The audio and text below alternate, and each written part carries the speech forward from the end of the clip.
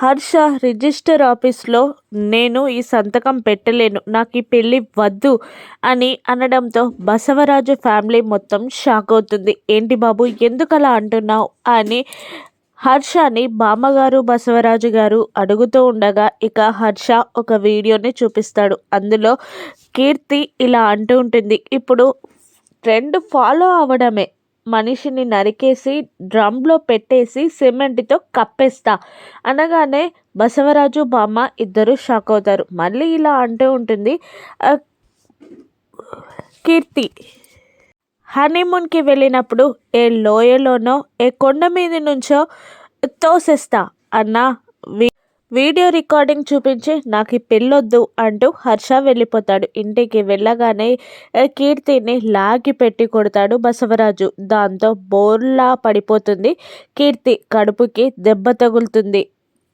దాంతో టెన్షన్ పడుతూ ఉంటుంది కీర్తి తులసి.